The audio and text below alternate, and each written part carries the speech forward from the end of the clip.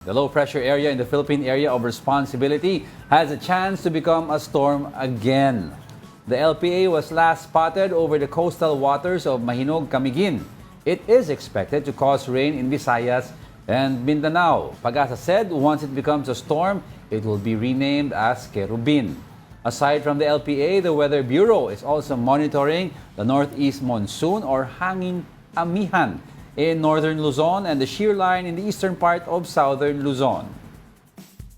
Nako. Oo, pero hindi pa kasi lumalamig ng todo yung sa may northern areas eh.